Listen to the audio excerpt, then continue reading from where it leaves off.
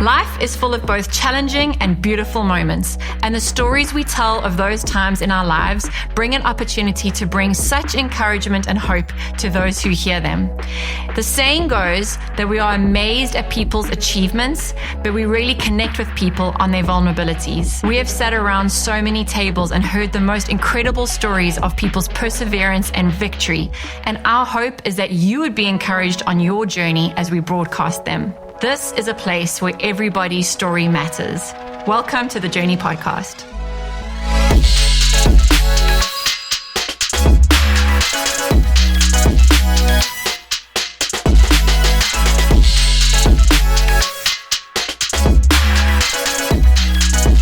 Welcome back to the Journey Podcast. This is episode 3, and this is my good friend Rachel McDermott. Welcome to the Journey Podcast. Thank you. Yeah. I'm really happy to be here. Thank you for asking me. I feel very honored. Oh, of course. Thanks for coming. So we obviously know each other from church. Yeah. But just for those who are listening in today, just give us a little snapshot of what you get up to during the day. Yeah. And who you are. This is me. I'll just do that while I broadcast Yes Coffee's cup. Yeah, well, I'm a business owner. I own Yes Coffee, which is right here. We're both drinking some lattes. But yeah, I'm a business owner. I own 2 businesses. I own a coffee shop and a photography business. I am Canadian, but I'm also American. I just got my citizenship 2 months ago. Congratulations for that. Thank you. It was a long journey, but I was born in Canada. I met my husband in South Africa, and we live now here in Flagler Beach, and I'm a worship leader. I have an older brother, so I'm a sister, and I'm a wife, and I love my husband very much. So, nice. Yeah, that's pretty much me. Yeah. And looking back, did you ever think, I'm sure you didn't, did you ever think that you would land up in Flagler Beach, Florida, married to an American, running a coffee shop with photography? What are some of the ideas that maybe you thought you were going to, like the path that you maybe thought you would take? Yeah, no, I literally think about this all the time because life is just so surreal. It's so weird to me. Sometimes I'll be like driving and I'm like, I live in Florida. Like, what the heck? Because I was born in a beautiful city in Canada, Kelowna, BC, and born to an amazing family. So I kind of thought I would probably just live there my whole life maybe, but I always was very independent, always had a travel bug. Loved the idea of missions and ministry. So didn't know what my life was really going to turn out to do, but I knew it was probably going to be a little bit different than other people's path. I just didn't quite know how it was going to unfold. So yeah, I thought I was going to Victory Gap Year out of high school for 1 year just to do that and then come back to Canada. And that was in South Africa? Yeah. To go to do the J-Bay, live in J-Bay, do what my brother did. He did the program as well, and ended up doing that. And I thought, I'll just come back, I guess, go to school like everyone else does. I don't know, maybe one day find a guy, marry, and that'll be it. But I ended up finding Mike in Jeffreys Bay. We were friends first, but my brother had actually said, I think you guys would be a cute match. Oh, funny. Or I think you guys would be good friends. Or yes. I think he said friends. You'd be good friends, and you should really seek him out because my brother was leaving to go back to Canada, and I was coming. We kind of like traded places. And so he's like, if you need help, seek this guy named Mike McDermott out. Like, he could help you. He's American. Wow. Like, funny. he's got a great heart, and I trust him with my life, essentially. Because obviously a brother's pretty protective. Yes. So already, like when I was 18, moving to South Africa for a year, my brother had trusted Mike to be a go-to guy for me, but I guess he was more than a go-to guy because I'm married. No, he is your guy now. Yeah, he is everything. And then I know that you had shared that you guys actually started a coffee shop together as like a fundraising thing in Jeffreys Bay. Yeah, so wild. Like I can't get over like just the pinpointing of our story, how far we actually were like away from our hometowns and our families, and just coffee and all of that, and like coffee bringing us together because I had always loved coffee growing up, and I had thought maybe I'd open a cafe with my mom or something one day because she's super talented, but I didn't know for sure, you know. And I love making coffee for people. I always have. I love interacting with people. I did work at a coffee shop before I moved to South Africa to, make money as a barista. So it was my first job, but my dad had actually already bought me an espresso machine at home. I remember this. I used to take the punch bowl set that your mom has like in the china cabinet. I used to take the punch bowl set and take all the little cups off and ask my dad to buy me 3 gallons of milk. And I would steam and like be practicing latte art in the punch bowl set. Like I would take a whole afternoon and be pulling shots. And my parents are like, oh my gosh, this girl is going through so much milk and so much espresso beans. But I was like when we got married. Oh, that was funny. That reminds me of when we got married, Fred. And I never drank coffee until we moved to America. And he got this nice espresso machine for our wedding. And so it was only him, but he didn't know how to use it. So he like YouTubed a bunch of videos to learn how to do it. And then he obviously had to practice. So I remember the one day, I think he made like 8 cups of coffee just practicing with, and everything has to be like the exact right temperature. Yep. You have to feel the thing. It's harder than you think. It's like a science. And he drank all the coffee. I was like, why did you drink all of it? Because there was like no one around to drink. He's like, it's good coffee. You can't let it go to waste. He was like, but actually, truthfully, he can usually drink like an espresso and go straight to sleep. I can't really do that. I love coffee now, though, I must say. So the fact that you have the best coffee in Florida. Central Florida. Yeah, we got that award like after owning the business for 2 years. It's amazing. Yeah. Oh, I mean, to answer your question, I think you're asking us about the coffee shop in South Africa. Yes. That was one we started, like Mike and I went to a ministry school and to fundraise funds for people's flights and to like go out and like be a blessing to other communities. I had this idea because there was this kind of like abandoned area in the shop that had been a cafe at one time, but had totally become a storage closet pretty much for all the church stuff. And then I had to pitch it to the church with like a pitch deck. Yes. I had to like get the PowerPoint presentation and how we were going to set it all up and stuff. And so we started that there. And then I had been doing it for maybe like a couple weeks and Mike just kind of like slid in and was like, hey, do you need some like help over there? Like, can I carry in some milk for you? And I was just like, who is this guy? And then I was like, you don't know anything about coffee. Like he really didn't. Like he knew nothing. And then like a week later he came back and he's like, so what's your shot pulling at? Like, what's your like temperature of your literally? So when he tells the story of like how we started like dating and stuff, he always is like, yeah, I didn't like coffee. I liked Rachel, but I like kind of used research to like get into her like world. He wanted to wow you. Yeah, he was like, and we had known each other before then, but like he really kind of started to express interest in me through coffee. So it's kind of cool how our story ended up always having that undertone of us working together in coffee. So he actually became my right-hand man. And I got so like, I got so upset at one point because people were like, oh, it's Mike's coffee. Because Mike would be like this. Funny. And I was like the one doing all the admin and like hustling and like making sure it ran okay. And they're like, Mike makes the best coffee. And I'd be like, guys, like he wouldn't even be here without me. Like I taught him how to steam milk. Like I taught him how to do all this rest of this stuff. But yeah, we made a good team. Yes. And you both bring to the table what the other one doesn't have to bring, I guess. That's what makes you guys a good team. It was awesome. Yeah. And we found out that we like loved training up people together. So like we still use like, those talents that we used back then. Yeah. Now, because now we employ 14 people. Wow. Now, which is insane. And back then we had ended up passing off the coffee shop to a guy named George. He's awesome, and trained him up. And the church ended up actually paying him salary to like keep the coffee shop going when we left. Yeah. Because it was such a value to... I actually remember that coffee shop. I remember going there for a conference or something was happening, and I remember... Yeah, we were making Jeffrey's like nice coffees. Like we had partnered with the local roaster, and we were like, we revived the espresso machine from like the ashes. And it was so much fun to do it with a bunch of students. And it wasn't just, Mike and I, we had a lot of help, but it was an awesome start to actually learning how to start something as well. Yeah. So, I mean, now you've got like this amazing coffee shop. It's almost out of place. It's so high end. It's amazing.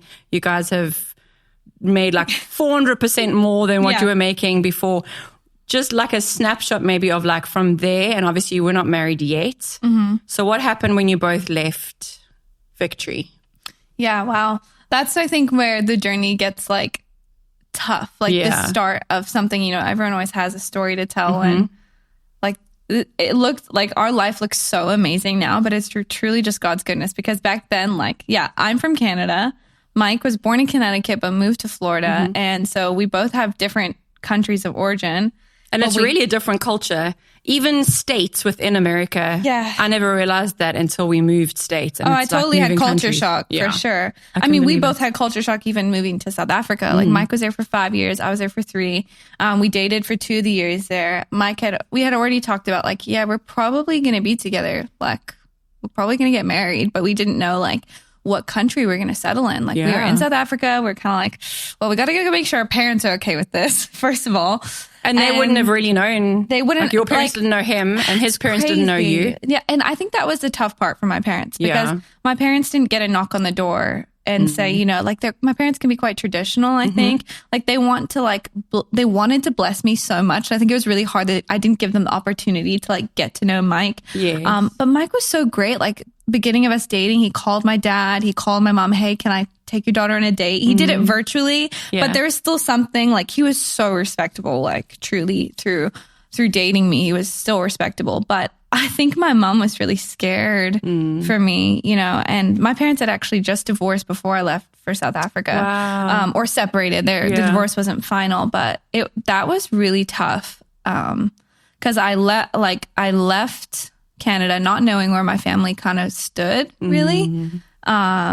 And then I go there, I find someone, they don't get the opportunity to get to know Mike. I come back and I'm like, I'm going to get married. And they're like, yeah, everyone's got a lot of different feelings about all of that. What the heck? Like, we don't even know where you would fit in back here and what's going on, and you don't have a job. And like, but like South Africa, like through living in J-Bay, like I had pretty much like God had really refined in me, like, what are my giftings? What do I give? Like, who am I as my identity? And so I felt strong, but they didn't feel strong because they didn't get to experience. They never got to journey with you. And sometimes that can be funny. Like if you are like living around the same people and then you're removed and then you get put back in that situation because you feel different. Yeah, but they don't know. And they might be different, but it's like kind of finding your feet again. Like there's been all this growth that's happened in between. Even my best friend, I remember her telling me, she's like, you were so different. Like I didn't even know how to take you. You had all this like experience and I didn't get to be a part of it. And it was really hard because like I had all these things to talk about, but they were kind of like not on the same page. Yes. And so when Mike came back, he pretty much was like, hey, can I ask my dad, can I marry Rachel? And my dad was like, no.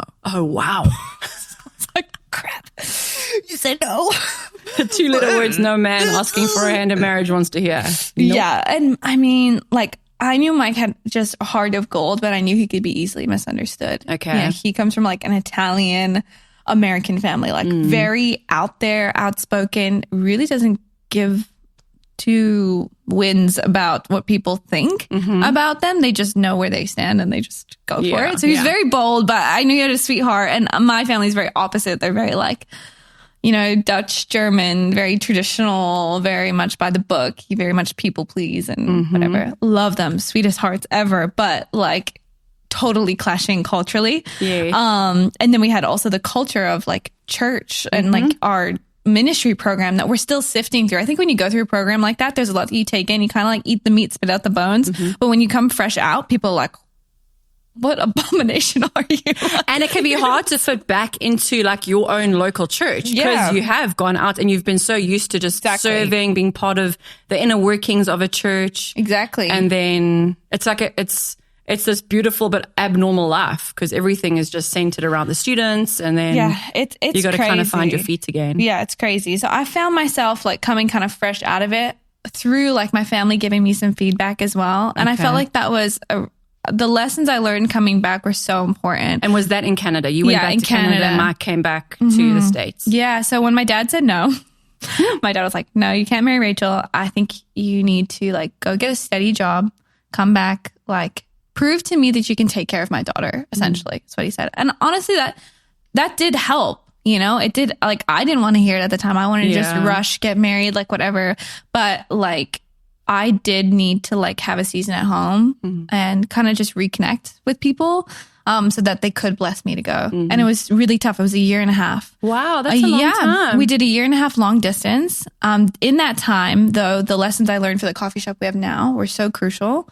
I ended up managing a coffee roastery. So I learned about roasting. I learned about how to make syrups from scratch. I learned. Because that's something that you guys do now. You make all your own. Yeah, so that's something syrups. I learned. So like if I hadn't had that experience of going back and just working as a barista again for a more third wave coffee shop, I wouldn't have become the barista I am now. And so it's really pivotal. And so like I really honor, you know, my old boss, Dave, who helped me do that. Do you still have contact with them? Yeah, they're so supportive. They're the best. Like Dave and Jenny, they're just awesome. Yeah. I learned so much from him, and I think that helped us open. Yes, I really am thankful for that experience. And I ran a little coffee trailer. So I was helping him run this coffee trailer parked at a winery in Canada. So I was running that with Dave, and it was, I mean, I was there like alone every day, but I would be like, I would have Mike on speaker. I would be like making coffee.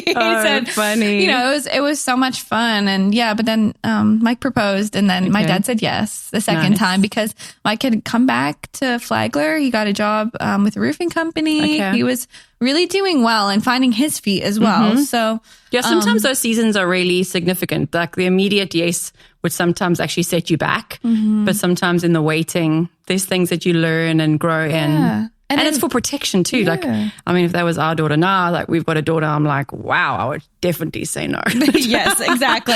I know. I understand my parents for sure. And I understand their hesitancies. And it's always in hindsight that you can see like, wow, thanks for protecting us. Yes. But at the time when you're the one, you know, in a relationship, you just want the immediate blessing. Yeah.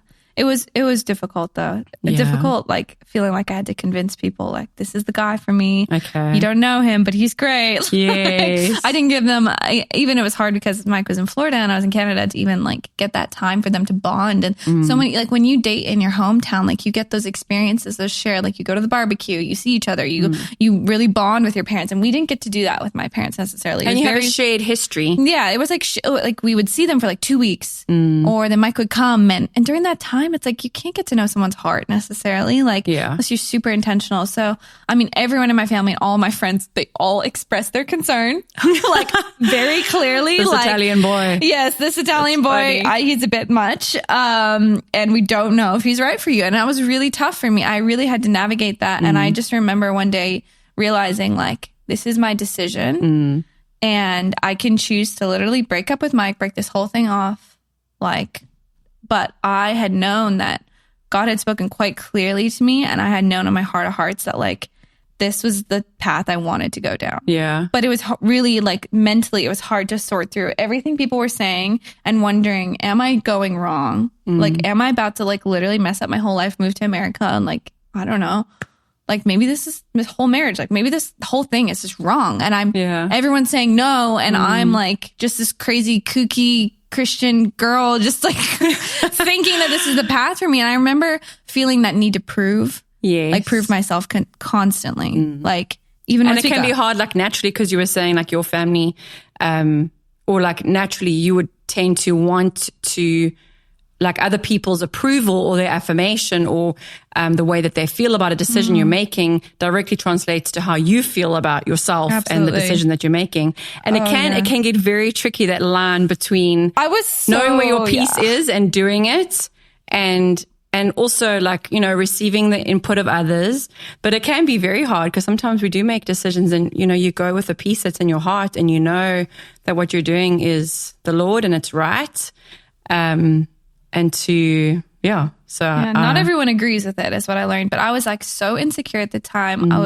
I thought I was strong, but I was really compensating for a lot. Like I wanted affirmation so badly, so desperately. Like I wanted all my family to like Mike so desperately that I tried to control Mike into like this. I was like trying to like take Mike and like make him into this picture perfect husband. And it actually gets worse when you try to do and that. Mike is like resist. Like he was like, you know, and like you try to like calm a toddler down. It's like he's like like he was an adult form of that. Because, but like and he would tell me, he's like, stop controlling me, let me be who I am, and they can choose whether they love me or not. Wow. And I was like, man, like Mike's maturity, like Mike is 7 years older than me. Okay. So Mike's maturity really was like amazing through all of that. And he was so great. Like just to honor him for a minute, like he had every reason to genuinely like never talk to my family again. Like they were so tough on him. Yeah. They really came down on him and really questioned who he was, like questioned his character truly. And he was like, I forgive you. I love you. I love your daughter. I'm not here to like dishonor you. I'm not here to dishonor her. I just really feel like she's the one for me. And he was just so steadfast in those points and so forgiving. And he would pray for my family. Like, I was like, Mike, how are you forgiving them? Like, I'm not even forgiving. I was so hurt, you know, and I was so like, I didn't realize how hurt I was until I got down here, truly, because I was like holding myself together. I felt that's so a lot. fragile. Like moving countries and getting married. And I was 22. So I was like, young. I was like super young and I understood the concern, but I was like, I really feel like this guy's right for me, guys. I know he's not perfect, but like nobody's perfect. And I'm like, oh, I just feel like we're such a great team. And I was like struggling with like, people question us on the craziest things. I'm going to honor people by not saying it, but they would like, they questioned his everything, like truly. And, yeah, but just to see how he was like praying for my mom. He was praying for my dad. He was praying for my family. He was praying for me. He was praying for, I was just like, babe, like, that's incredible. Like, how are you doing that? He's like, I genuinely know that if I don't pray for them, I'm going to be turned into a bitter man. Yeah. I don't want to be a bitter man. And things now, like, I mean, it's all turned around. It's so crazy. Like, we hadn't, like, there was some things, like, we hadn't gotten an apology from my mom, you know, for up until like a month before the wedding. Yeah. Like, and even still in the wedding, I remember like her being so emotional because she's like, I want to save you from this. Like, I don't think it's right. Like, you know, and her having big emotions. And I understood that was tough for her. But yeah, it was hard to navigate. We had pastors even tell us. But like, I didn't realize at the time that like my mom was talking to the pastors and the pastors were talking to me. And it was like, blah, blah, blah. But we had like the support of Ron and Val down here. And we had the support of like, some people who are just like, whatever you guys feel is right, whatever you feel is God, go with that. Because like, I realize that when someone gives you advice, you're going to become like them.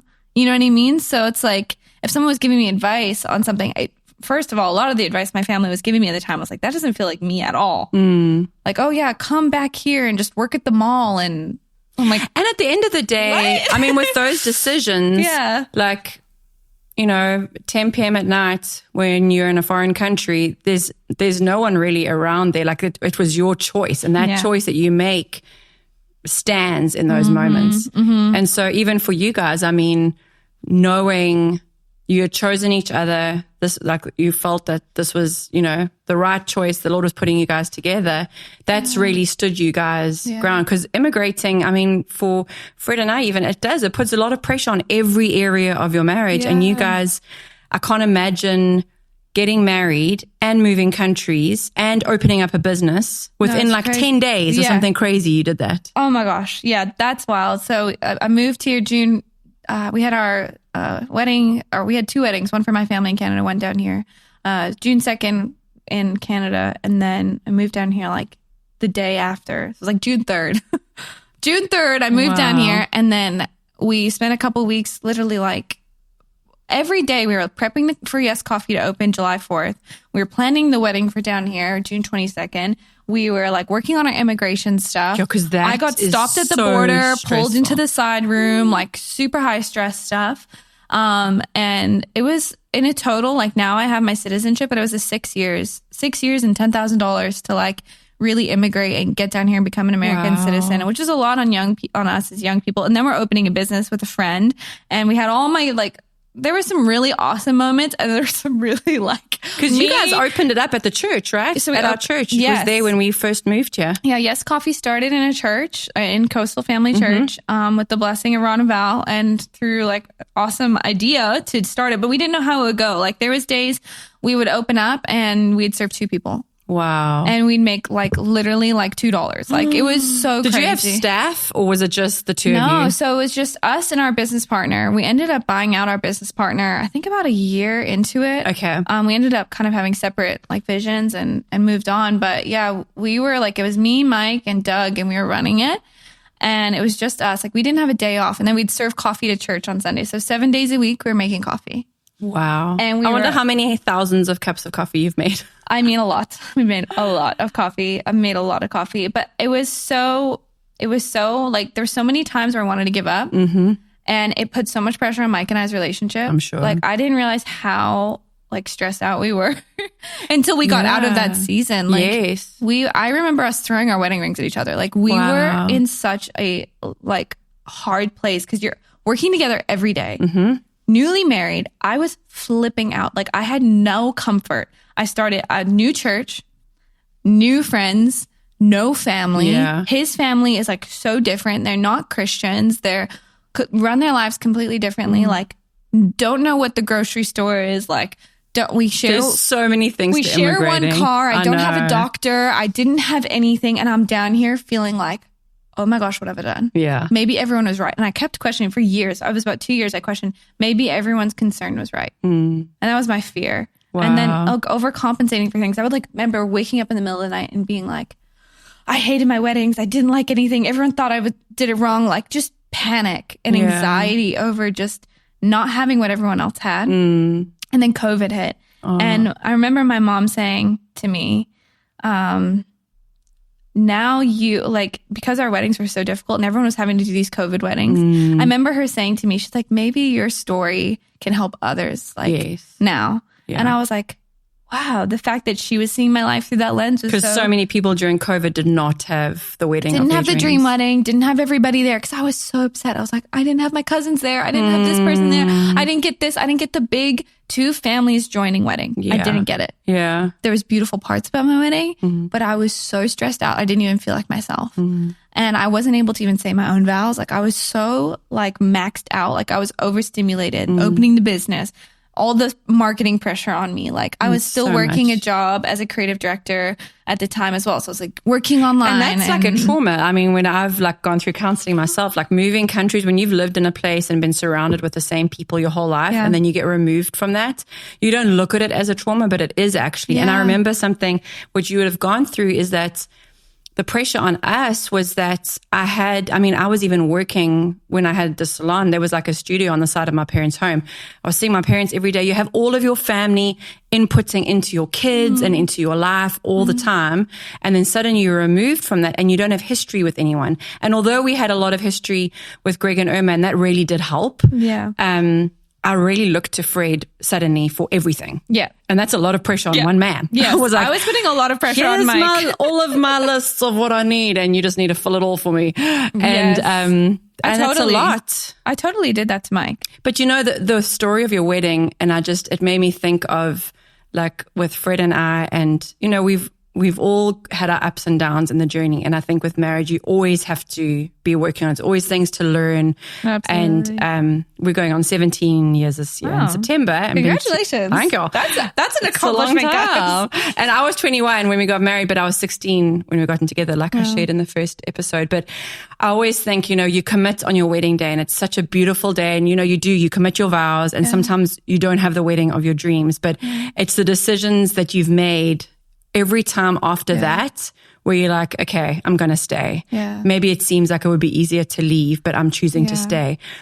The Lord doesn't really care about the white dress, although he does. Yeah. Like, God cares about all the details of our lives. He wants you to have special times like that and memories. Yeah. But like, it is what's going on in our heart that's so much more important to him. And your commitment to each other is so beautiful. And look at how Mike, like, he's provided so much for you. And my parents are so impressed with him now. And he allows you, and he allows you to be who you are. He hasn't tried to put you in a box to say, like, Rachel, you need to now be like this Italian wife, and this is how we behave, and this is what you do. And he's allowed you to be Rachel and to lead and to be involved in the business and to explore your creativity and so many, because you're so creative in all the different ways. It's beautiful. Like, those are the choices of commitment and faithfulness that you make on the days where it would maybe be easier to give up. That's what really counts. And that is so much more beautiful to the Lord than having this shiny wedding. Exactly. Yeah. I love it. That is so true. Yeah. There's been little miracles that have come back and shown that God saw me in the dark times. Yes. It just took some time for him to even bless me, for me to receive that blessing. Like, I didn't like love my wedding photos because I didn't feel beautiful. And like 2 years later, I had like lost some weight. I was feeling really great. And all of a sudden, like, this girl messaged me and was like, hey, I need a model for this wedding shoot. Like, could you do it? And I literally went online. I bought an $80 dress. Aww. And like Mike and I got these stunning photos on the beach. And it was like so beautiful. Redeeming, beautiful time together. Yeah. Like, there was like just those moments. I was like, oh, thank you, Jesus. Like, thank you that you saw that. I know it seems silly that I wanted that, but I really did. Yeah. I really wanted photos. And he does. He wants you to have those special things. Yeah. Because it does, those things do bring you together, and it's like those little, like monuments and remembrances of, just of the beautiful things he's done. Beautiful pictures of us that are not our wedding day, which my mom jokes with us now. Oh, you had like 4 weddings, but not many people get to do that with the same person. So that's amazing. But yeah, and it's amazing how all the hearts of my family have all turned towards Mike and I. I'm just so proud of us. Like my grandpa, my dad, my brother, my brother lives here now, and he's helping us with the business, and like just my mom is so proud, and she just came down. They're just gushing with pride over us. And if you had seen them during the hard season, you would have been like, those people are never going to speak again. Like, those people are never going to work this out. Like, they need some serious help and love. But now, like, just seeing them like gush with pride, cry at our opening of our new location, like that I got to design. And Mike is like really growing as a man of God, and he's totally providing. We just bought our first home together. I know. And it's like, you guys just came in like here. It's amazing. Other people like, bah, bah, bah, and God was like, Mike said he felt God say to him, which I just think is so beautiful. And it's a great line, is he felt God say, Mike, you've taken care of my business, so now I'm going to take care of yours. Wow. And just the things in his heart. Mike had always wanted a house that overlooked a view that felt like Africa, and we got that. It really does feel like you're looking out into Africa. It's magical. Yeah. Like the sunsets there. And then I always wanted a pool, and I felt God say, like, this house is my gift for you. It's a perfect entertainer's house. And I have such a hostess heart. You are, and you're so good at that. Oh, and now like just seeing people like die to come over to my house, and I get to just cook for them and love on them. And so God has really taken us through. And now our pool is bigger than our apartment we lived in for 3 years. So it's crazy. That pool is really nice. The upgrades that God had for us. And now our house can be a blessing to others. Yes. But it's just so amazing to see, when we stayed faithful when it was hard and we're obedient. Yeah. I think like if I can say one thing out of my whole story, it's just like obedience is worth it, even though it's hard. Like a bit and a bridle on a horse. Like someone had given me that picture, a prophetic word when I was in ministry school still. She said, I think you want to be a wild horse, but God actually wants you to be an obedient horse. And he wants to bit and bridle you and show you what it's like to follow his presence, not your own plans. Yeah. And God reminded me of that word. I had forgotten about it. And he reminded me of that word this year. And I said, God, that's so beautiful. Like, I feel like I am submitted now. Yeah. I wasn't back then because I wanted to be wild. I wanted to be free, and I wanted everyone to like me. I wanted to go around to every stable and like trot for everybody. Hey, I'm the prettiest horse. Like, check me out. But now I just think like submitting to the Father and his plans, it's so much greater than what I could have dreamed of. So. And, just even... I've had the privilege of just kind of walking alongside you since we moved here, and just to have like a front row seat to the transformation. Right. Denise has been like, that bridal bit thing is so powerful because I've felt that in my own life at times. I'm like, God, but like my plan was so much nicer. Like I just wanted to go, just wanted to run for you. And, it's so hard and it's so humbling, those seasons. And it would be like, it's hard to surrender to the Lord. And like I was chatting with James Hoffey, one could see it as like, oh, the Lord's coming down on you and he's making you do like coming under these, do it my way, God says. But actually, when we surrender to him and we submit and we hold the little things that he's put in our hands and we just hold it out gently like that and offer it back to him, he just makes it so much more beautiful, and you actually experience a freedom that you never experienced before. And in walking with you, there have been seasons where I'm like, this girl needs to get out of her bed today, and it's been a hard day, and you've wanted to do things in your own flesh or right wrongs in your own way. Yeah. And I've seen like as this beautiful like maturity where we've walked through things more recently where it's been like, okay, let's go against what your flesh wants to do. And you've actually gone against what your flesh wanted to do. Yeah. And to see how the Lord it's just such a beautiful thing, like your heart and that bit and the bridle, and it's contagious because you do have so much influence in people's lives, and the girls that are at the shop and the people that come into the store. I think sometimes we think what we say and the way we act is what is caught, but it's often just the atmosphere that we create when we are with people that is really caught, and that's what makes a difference. And so I want to honor you because I know that it's been a journey, and I know that sometimes I've often said to the Lord, Lord, like you're the only one who'll ever know how low this point is right now that I'm in. And maybe no one will ever know the parts where you have really felt very low, but God saw it and he sees it, and he saw your yes in the dark and the cold, and he walked you through. And what are some of those things maybe that, just as we kind of like wrap it up, aspects that you did in those times that kind of kept you just getting up and starting the day again? Yeah. Wow. Well, thank you for saying all of that, because there really was some low points. I think number one was just trusting the last thing I heard God say. You know, there was times where I felt like he was really quiet, and I felt like I was just muscling through, but I just remember being like, well, God, you told me to marry Mike. You told me to like be brave. And so even when I don't feel like it, like I know you're doing something with my life. And I remember our pastor actually preaching. He says, as long as you have breath in your lungs, God's not done with you. And I think there's been some days I've really relied on that, because I'm like, okay, if I'm still, there was times I genuinely like, I wanted to take my life. Like people always thought I was so happy and I was so great, but I was not okay. I was holding it together. It was a fake smile. And that was hard. I had to admit that to Mike. I was like, you know, I thought about it. And he's like, what? I'm like, yeah, I'm not good.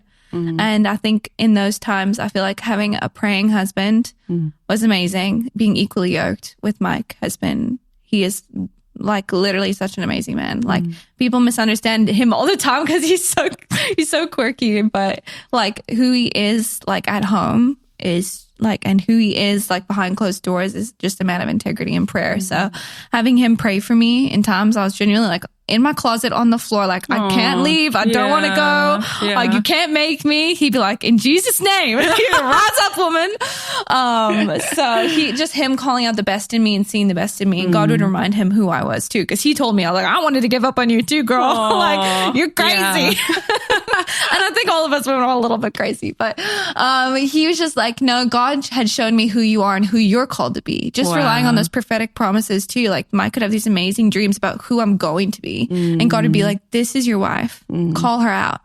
And so I think those, like, between just listening to what God says and having an amazing husband, and then I think maybe lastly, just staying involved in church. I think that I would have genuinely, like, the time that I wanted to give up on going to church, I would have missed you.